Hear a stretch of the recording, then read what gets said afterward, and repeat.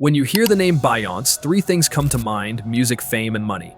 But imagine being sued for naming your child or creating a product inspired by a name. Beyoncé's first daughter, Blue Ivy, has been trademarked. At fact number 1, I explained into details, so stay tuned. But that's just the beginning. Beyoncé Giselle Knowles Carter was born on September 4th, 1981 in Houston, Texas, a city that has deeply influenced her sound and style. Growing up, she was surrounded by a family that nurtured her creativity and talent. Her father, Matthew Knowles, played a pivotal role as her manager during her early career, guiding her rise to stardom. Meanwhile, her mother, Tina Knowles, not only encouraged Beyoncé's artistic expression, but also showcased her own creativity by designing many of Destiny's Child's iconic outfits. Beyoncé's younger sister, Solange, is also a celebrated songwriter, proving that talent truly runs in the Knowles family. Beyoncé got the name Carter after marrying the one and only JayZ. Now, here's where things get interesting. According to JayZ, he first met Beyoncé when she was 16 years old. But Beyoncé herself has said they didn't start dating until about a year and a half later.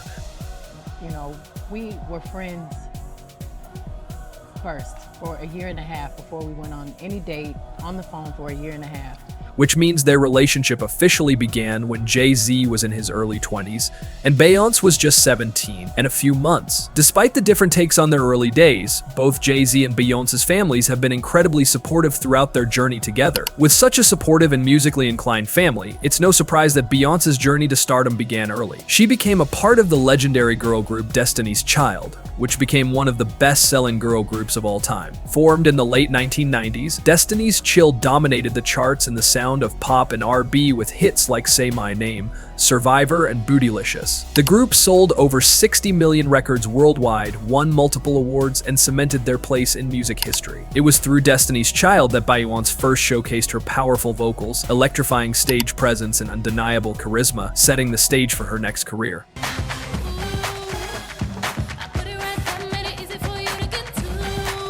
So Destiny's Child was doing so well, dominating the charts and taking over the world. What could have happened that led to the group no longer being together? There are people who blame Beyoncé for the disbandment. But hey, let me know what you think in the comment section. According to public information, the disbandment was a mutual understanding between all the members. And here's what Beyoncé had to say about it. She mentioned that it was a natural progression. The real reason the group is breaking up.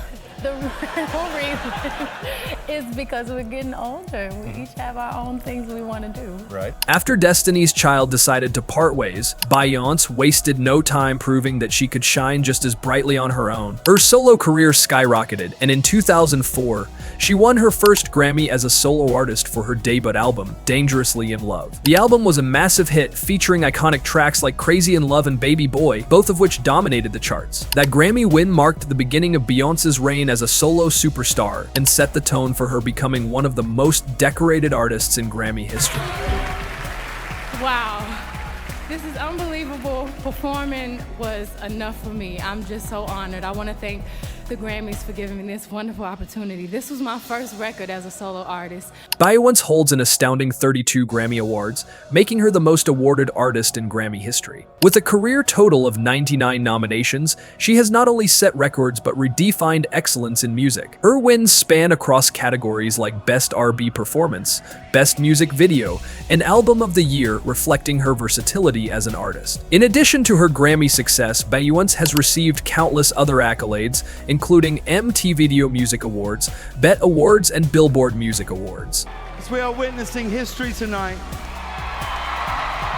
breaking the record for the most Grammy wins of all time. Be upstanding and show your respect.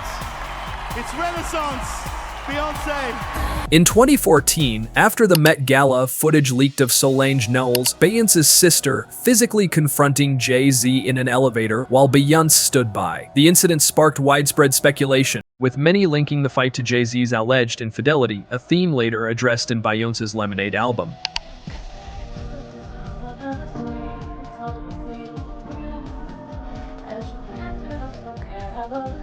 The Black community was indeed proud of her when Beyoncé made history in 2018 as the first Black woman to headline Coachella. Beyoncé delivered an unforgettable set that celebrated Black excellence, hubQ culture, and empowerment. From the iconic marching band to the powerful visuals and tributes to Black history, her performance became a symbol of pride for many. She showed the world that Black women could lead on the biggest stages and redefine what it means to be an artist.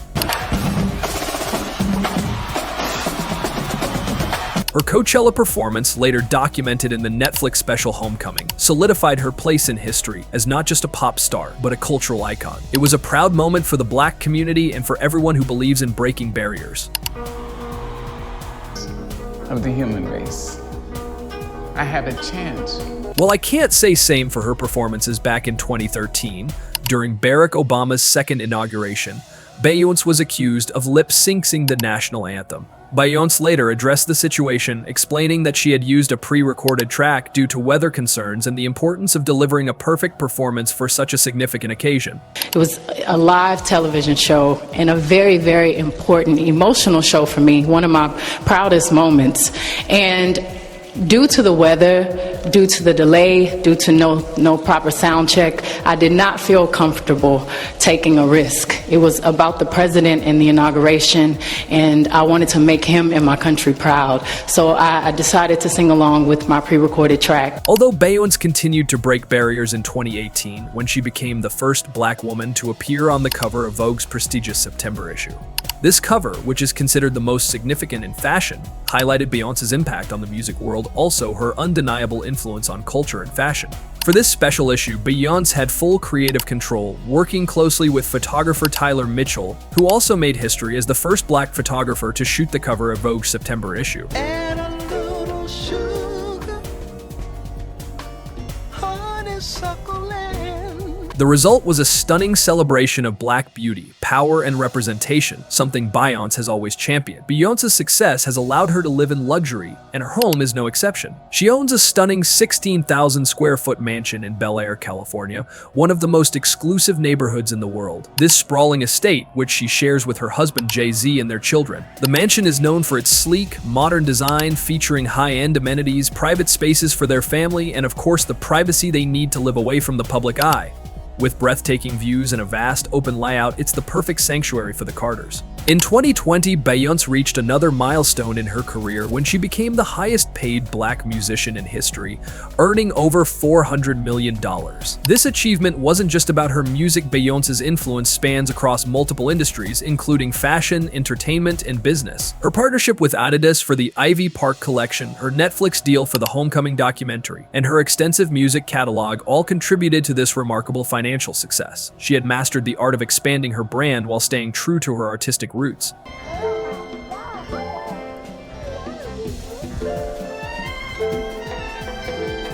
In 2006, Beyoncé performed at a private event for the family of Libyan dictator Muammar Gaddafi. The event, which took place in St. Bart's, was a lavish celebration for Gaddafi's son, and Beyoncé reportedly earned $2 million for her performance. At the time, Beyoncé was criticized for accepting the performance, especially after reports emerged about the Gaddafi regime's human rights abuses. Many fans and critics felt that she was endorsing a controversial figure by performing for his family. Years later, Beyoncé expressed regret over the decision. In 2011, she publicly apologized for her involvement, stating that she had not been fully aware of the political context and that it was a lesson she learned. Beyoncé's fan base, known as the Bey Hive, is one of the most passionate and dedicated in the world. However, this devotion has sometimes taken a controversial turn. The Bey Hive has been accused of cyberbullying Beyoncé's critics, often flooding their social media with negative comments, harassment, and even threats. While Beyoncé herself has never directly encouraged this behavior, her subtle messages in music or interviews have sometimes been interpreted by fans as a call to action. For example, after the infamous Becky with the good hairline in her Lemonade album,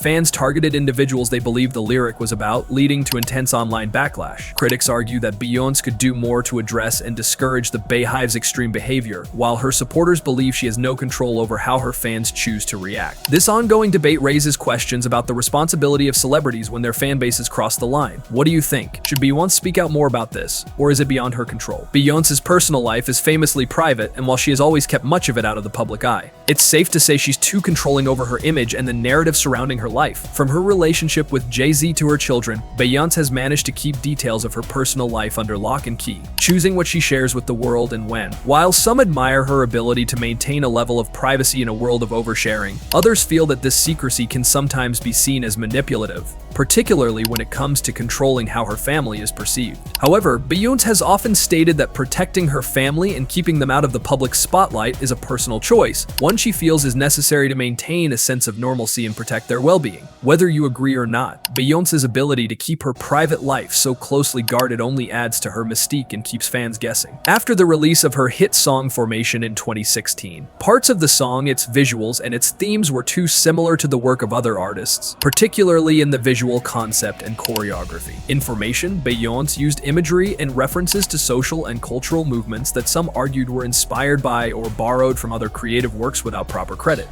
I'm so reckless when I rock my Givenchy dress. Talking about too controlling, no doubt certain photographers and media outlets were banned from working with Beyoncé due to the portrayal of her in ways that didn't align with her carefully curated brand. Some also argue that this level of control is excessive, asserting that it prevents independent, unbiased journalism and creates a one-dimensional portrayal of Beyoncé. You see all these pictures and it's all you think of is the picture and the image that you see all day, every day, and you don't see the human form. And I think when Nina Simone put out music, you loved her voice.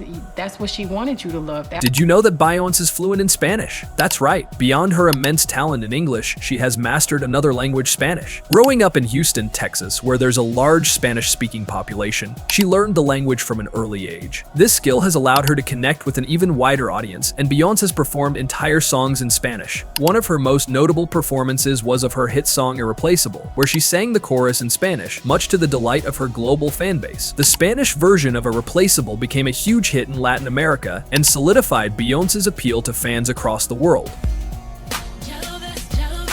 When you're as influential as Beyoncé, even your children become iconic. In 2012, when Beyoncé and Jay-Z welcomed their first child, Blue Ivy Carter, the world celebrated. But along with the celebration came a wave of business opportunists trying to capitalize on the baby's name. Within days of Blue Ivy's birth, entrepreneurs attempted to trademark her name for a variety of products ranging from clothing to beauty lines. Beyoncé and Jay-Z decided to take matters into their own hands. They filed for a trademark to secure exclusive rights to Blue Ivy Carter. This decision wasn't about commercialization but protection. As Beyoncé once explained, it was to ensure no one else could profit off their daughter's name or misuse it. The trademark applies to various categories from fashion to entertainment, leaving no room for exploitation. What's your take? Let us know in the comments below. And also comment on the next celebrity we should cover.